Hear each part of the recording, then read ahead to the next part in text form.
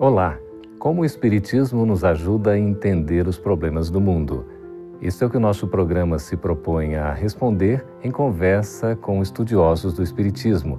E o tema do nosso programa de hoje é bullying, como lidar com este problema. Prepare-se, Entre Dois Mundos está começando agora.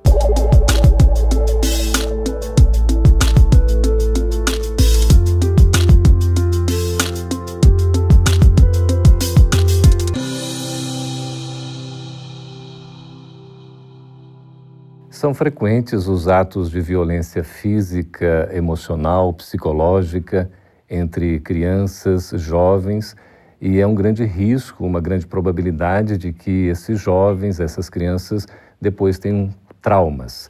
E é um assunto que a gente precisa tratar com toda clareza, inclusive à luz do Espiritismo. Para isso nós estamos recebendo aqui, nos estúdios da FEB TV em Brasília, Miriam Duzzi, que é psicóloga. Seja bem-vinda, Miriam. Muito obrigada.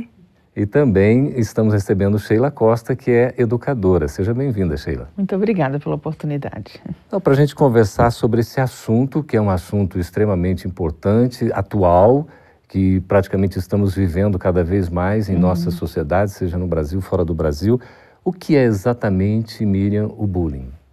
O bullying são ações deliberadas com intencionalidade de ferir outro.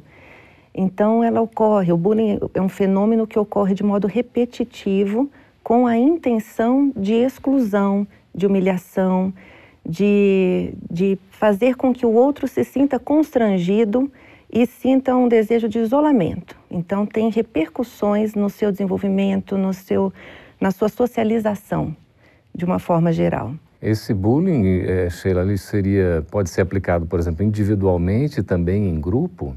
Com certeza, as duas modalidades às vezes convivem e uma reforça a outra. Então eu posso começar, por exemplo, sofrendo bullying de uma pessoa, essa pessoa chamar os seus colegas, né? E esses colegas virem para reforçar o bullying sobre mim, ou então sobre o meu grupo.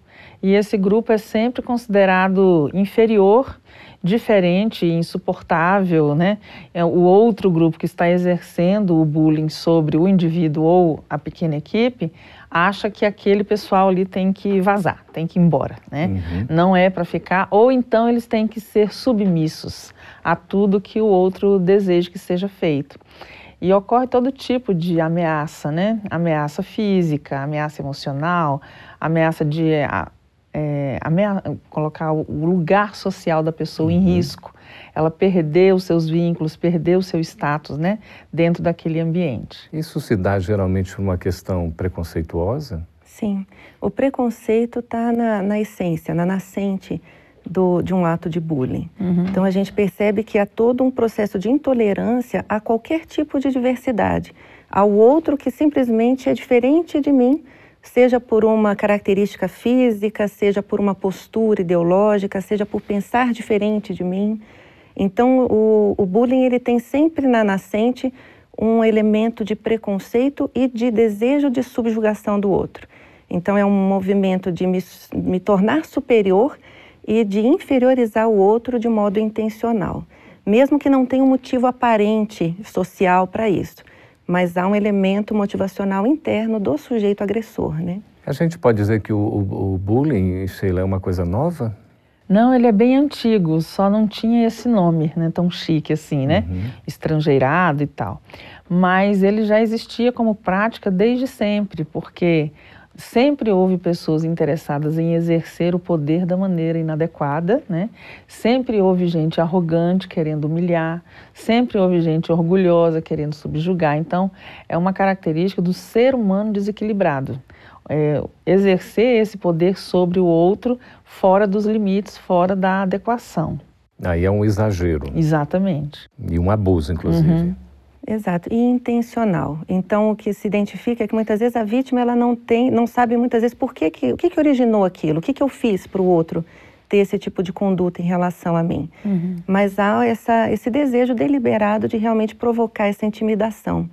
E aí, como foi muito bem colocado pela Sheila, pode ser por uma violência simbólica, psicológica, emocional, ou pode chegar a vias de agressão física mesmo, né?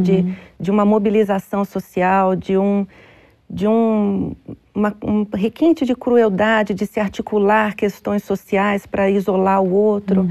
Então, realmente são articulações que visam a minimizar a posição social do outro, inclusive. A gente vê os relatos de bullying normalmente ou geralmente nas escolas, seja assim, né, com crianças, sejam com adolescentes, jovens. A escola não seria exatamente o ambiente para demonstrar o contrário de uma ação de bullying? Desde que a escola esteja interessada em acompanhar essas ações, é um lugar perfeito para aprender a não se comportar assim, né? Principalmente porque na legislação educacional de todos os países, o respeito à diversidade cultural, psicológica, afetiva, ele é colocado como uma das bases educacionais. Qualquer uma das leis, porque elas são muito boas, né? Elas têm uma capacidade de prever e estruturar ações que muitas vezes não é respeitada na hora da prática pedagógica como um todo. E a gente entende também porque o ambiente escolar ele é muito sobrecarregado de demandas múltiplas, né? E tem poucas pessoas com formação adequada para lidar com isso. Às vezes a burocracia escolar é tão pesada que ela faz as pessoas irem desviando o olhar do verdadeiro propósito do campo educacional, que é exatamente o de dar o suporte para a criação da personalidade, dos valores, principalmente complementando o trabalho da família. E quando a escola presta atenção nisso, a gente tem lá pessoas que têm condição de olhar o que está acontecendo, que têm condição de conversar com as pessoas que estão fazendo e com as pessoas que estão sofrendo, têm condição de articular com a família, chamar para tentar resolver. Mas, na maioria dos casos, vai lá, dá uma advertência, deixa a pessoa fora da escola uns 2, 3 dias, ou então dá outra advertência, mas não tem uma efetividade nesse acompanhamento. E eu, inclusive, já presenciei pessoas em escola dizendo para quem vai reclamar: seja mais homem, seja mais mulher, deixa as pessoas pisarem em você não, falou, revida. Então, às vezes, até a figura de autoridade que está encarregada de controlar o comportamento da coletividade estudantil acaba instigando. E isso é um prejuízo bem grande porque rende frutos muito mais nocivos do que se a coisa fosse acabada ali logo no seu início, né? Exato. E a escola realmente é um cenário social privilegiado. Então, os fenômenos mais frequentes de bullying são registrados no contexto escolar, desde a educação infantil até o ensino médio, em outros ambientes também, até de graduação e pós-graduação. Inclusive a atitude, por exemplo, do aluno que, de repente, tem uma ação violenta contra um professor, isso também pode ser caracterizado como bullying? Sim. Sim, e há casos realmente de alunos, essa relação professor-aluno vem sendo estudada até de modo mais específico, como que o bullying se processa nessa relação. E aí tanto do professor em relação ao educando, mas também do educando em relação ao professor e as diferentes formas de manifestação dessa agressividade. Até porque existe um contato frequente, há um convívio social ali que é regular. Então a tendência a ocorrer nesse cenário também é grande. E ali acaba se projetando, né, Sheila, o que acaba ocorrendo na sociedade. Exatamente. Agora, uma coisa é importante a gente frisar aqui, é que quando existe essa incompatibilidade, né, entre o que acontece entre o professor e o aluno, merece realmente esses estudos mais aprofundados, porque é uma relação muito especial. A gente tem ali uma relação hierárquica de poder, figuras de autoridade, né? E muitas vezes o estudante ele vai contrapor o professor, por quê? Porque ele não tem parâmetros de autoridade saudável fora da escola. Sheila, então ele vai encontrar ali, né? Nós vamos chamar um breve intervalo, mas a gente vai voltar a esse assunto que é muito importante, viu, Mira? Só um instantinho, fique conosco que a gente volta daqui a pouquinho.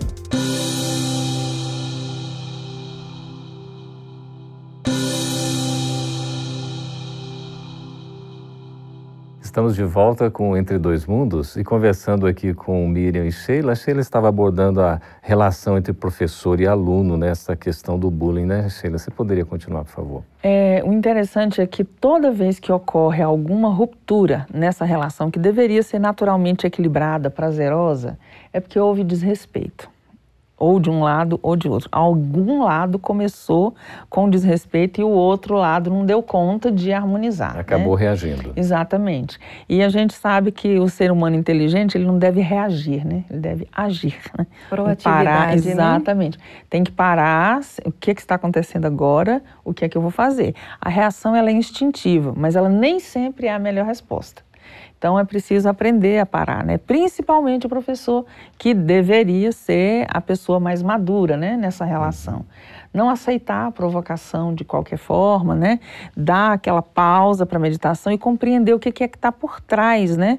Da colocação daquela ofensa que o estudante faz, ou para si ou para os outros. Né? Na prática, né, Sheila, isso nem sempre é fácil da gente vivenciar, porque a gente tem, né, Mira, a questão, por exemplo, da insistência ou da persistência de alguém que está provocando. Porque na relação do bullying a gente tem o agressor e tem a vítima, entre aspas, né? Exato.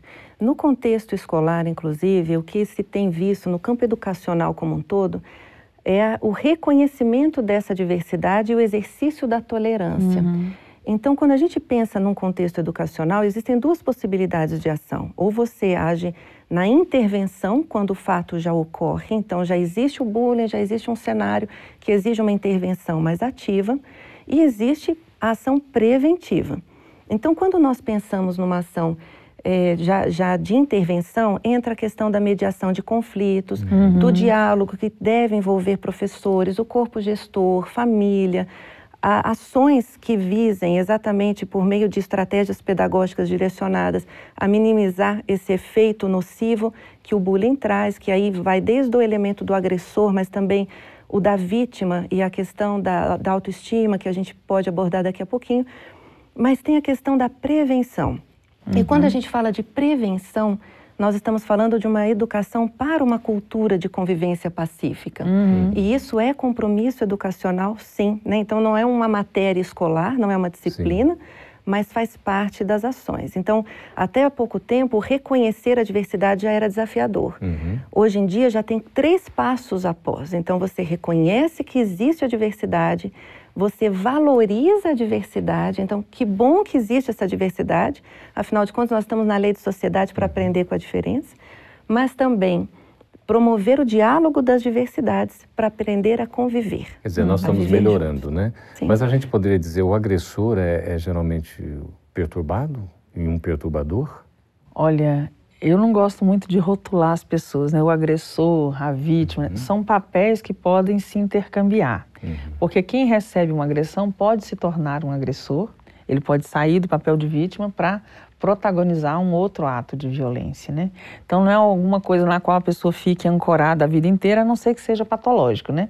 A pessoa que já desenvolveu essa capacidade de absorver o choque e ficar quieta sem reagir, isso precisa mesmo de tratamento. Mas como todo bullying significa desrespeito, eu penso que quando a pessoa se propõe a fazer isso, ela está num estado de desequilíbrio, né? E pode ser temporário. Se aparecer a intervenção correta, ela pode se reconfigurar. Ou então, se ela tiver predisposição a isso e for educada por essa cultura da convivência pacífica, ela pode sair desse modelo até sem ter feito nada. Mas é necessário que quem está gerindo esse cenário educacional, que a Miriam também colocou, aí são os pais, né, são as famílias e os gestores de educação, os professores, eles consigam caminhar juntos, né? A maioria das violências que acontecem, a gente já vê em todas as reportagens que fazem a cobertura, a violência prossegue porque ninguém intervém. A pessoa vira as costas. É o silêncio. Exatamente. É o silêncio culposo, né? Aquele que no ato de contrição da Igreja Católica diz: pequei muitas vezes por pensamentos e palavras, atos e omissões. Então é a hora em que a omissão acontece. É uma indiferença. E a indiferença toma conta, né? Quase que uma covardia. Exatamente. Da sociedade, do comportamento humano. Miriam, como é que fica a questão das consequências do bullying, inclusive afetando aí a autoestima do indivíduo? Quando a gente pensa na vítima do bullying, realmente há um processo de autoestima que fica extremamente comprometido. Normalmente a vítima do bullying, ela já traz um elemento de autoestima que fica fragilizado e potencializado com a agressão. Então, uma pessoa com boa autoestima, bem resolvida, que tem clareza daquilo que quer na vida, ela dificilmente se vitimiza. Ela pode até receber agressão do bullying, mas ela não se vitimiza. Agora, as consequências, elas são as mais variadas.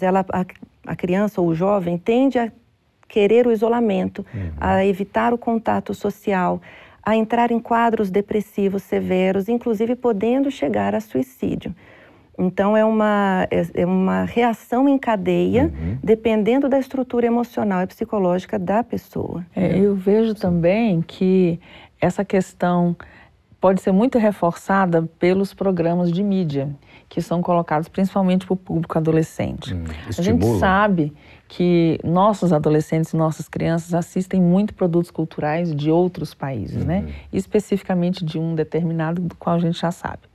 E na hora em que esses programas chegam exacerbando a questão da popularidade, né? Eu tenho que ser popular, eu tenho que vestir o número tal, eu tenho que ser líder de torcida, eu tenho que ser o capitão do time de futebol e as pessoas vão me querer e o baile eu vou chamar para não sei quem. Então, esses elementos de uma outra cultura que entram no imaginário dos nossos estudantes muito cedo também acabam afetando o comportamento, porque a mensagem midiática é muito forte. Então, eu não atendo ao padrão, né, que foi estabelecido socialmente. Só aqui que o nosso tempo vai voando, né, mas é preciso abordar a questão espiritual. Existe alguma causa espiritual para o bullying? A gente pode justificar isso? Há um elemento da sintonia, tanto do agressor quanto da vítima também.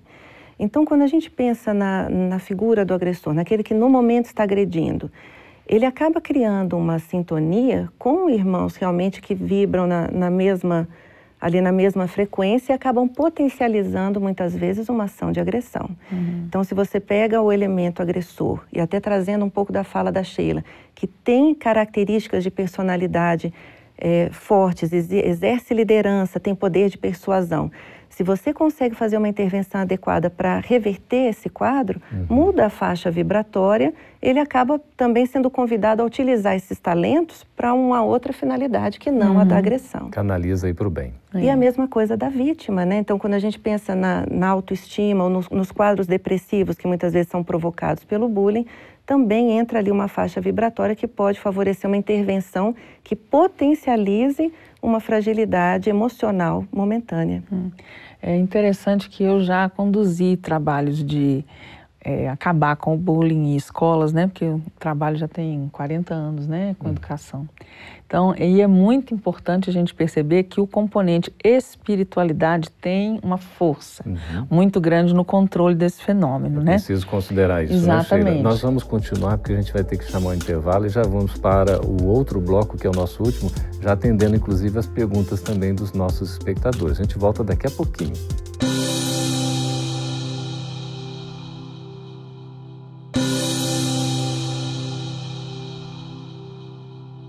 Estamos de volta com o programa Entre Dois Mundos, agora fechando a ideia aqui com a Sheila e já retomando também as perguntas dos nossos espectadores. Sheila, você estava concluindo o pensamento em torno da questão da espiritualidade, como é importante considerar esse aspecto.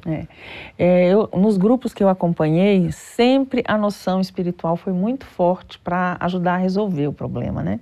E passava por duas coisas importantes: perdão do outro, né? Para quebrar o ciclo da energia negativa que fica indo e voltando, né? Quando se começa uma coisa assim. E a questão do reconhecimento da nossa condição de espíritos imortais. Seres indestrutíveis, completamente valiosos para Deus. A pessoa que tem noção disso, ela está com escudo invisível, não tem necessidade de ficar prestando atenção nos ataques externos, porque ela sabe do seu próprio valor. Então, essa noção de valor próprio reforçada pelo amor familiar, né, pelo contato saudável com os pais, com os irmãos, com a comunidade de vizinhança, o senso de pertença. Tem gente que entra num grupo para fazer bullying no outro porque está sem grupo. E ela quer desesperadamente pertencer a um grupo para se sentir parte de alguma coisa. Às vezes ela nem concorda e na hora do atendimento grupal a gente vê quem é que está nessa situação, porque ele é hesitante. Se o chefão não estiver lá, ele se abaixa, ele se encolhe, ele olha para o chão, ele está envergonhado. Os comportamentos. Exatamente, da própria atitude. Então, essa noção de trabalhar com o perdão. E um dos grupos que eu atendi, uma das mães propôs que se fizesse oração coletiva por quem estava gerando o bullying na escola.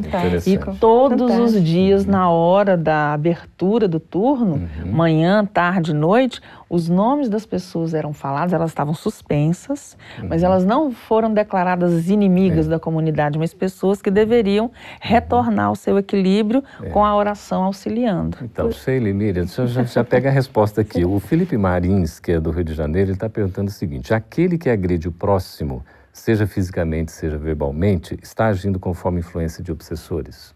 Pode ser que sim. Abriu brecha para essa influência, né? O obsessor, ele encontrou uma ressonância.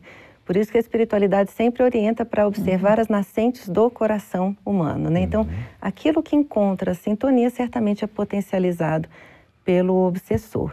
E agora, se a gente também vira a chave, né, e começa a montar esse escudo vibratório, naturalmente a faixa é outra. E um dos elementos fantásticos, que é uma verdadeira vacina contra o bullying, é a autoestima, é o autoamor. Então, quando a pessoa ela tem uma autoestima preservada, ela se vê como um ser divino, né? Criação divina, com potencialidades, com sentido da vida, querendo aproveitar uma oportunidade reencarnatória, ela se imuniza e quebra o ciclo do bullying. Coisa boa, né? A Michele Soares de Santos, de São Paulo, ela diz assim: sou mãe e meu filho sofre bullying. Eu sofro ao vê-lo sofrer. Já tentei resolver o problema trocando de escola, mas as implicâncias continuam na nova escola. Será que ir a uma psicóloga para ele fazer terapia seria uma saída aí para esse problema? A psicóloga, o que você acha? Certamente o processo terapêutico ele vem a somar, a contribuir no fortalecimento da autoestima, no realinhamento de alguns objetivos existenciais. Então, realmente o processo terapêutico ele fortalece o indivíduo como um todo. E é uma das ações eficientes para esse tipo de situação. Agora, exige naturalmente um acolhimento também à família, ao fortalecimento da dinâmica familiar.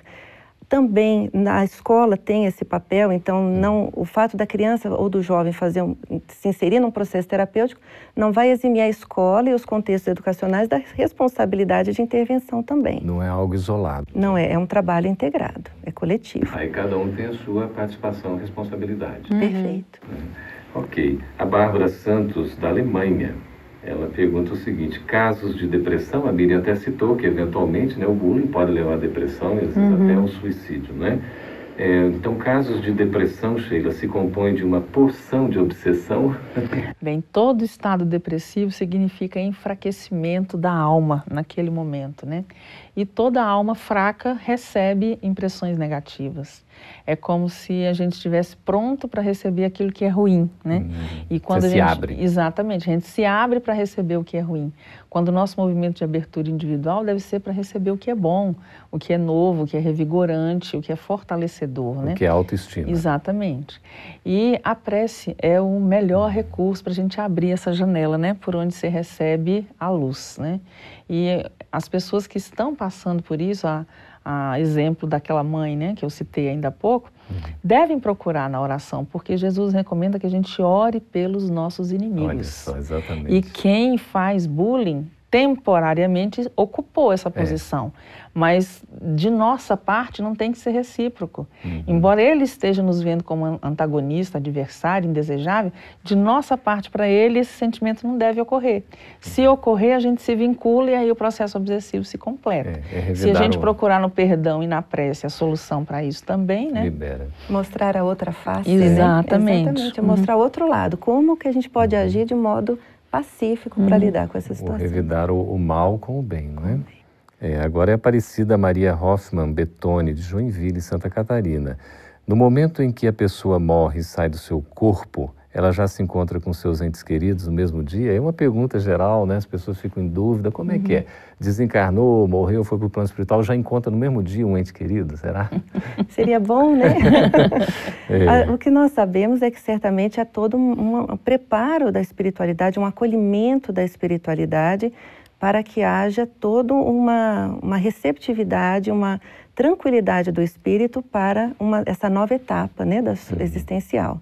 E certamente os amigos espirituais e familiares estão ali acompanhando o processo. Em alguns momentos já há esse acolhimento imediato, em alguns momentos a própria espiritualidade sábia aguarda o tempo certo para favorecer esse encontro de almas familiares. Né? E a pessoa, no caso, é sempre protegida, assistida, não é? A gente sabe que cada desencarnação é única, assim como cada nascimento é único, né? Todo espírito tem seu processo e receber a companhia dos amigos e familiares é um mérito. A gente tem que viver bem para desencarnar bem e receber esse benefício, né? Que maravilha. Uma última pergunta aqui é do Carlos Roberto, de Registro, em São Paulo. Os maus espíritos conseguem programar a própria encarnação? Essa é difícil, né? A gente sabe que o poder, ele é principalmente vinculado à noção do bem. Mas o mal também tem um poder grande, né? Dependendo do contexto no qual ele atua. Eu não consigo dizer nem sim e nem não, porque eu acho que qualquer coisa tem que ser estudada com muito critério, né? Mas quanto melhor é o espírito, mais poder ele tem.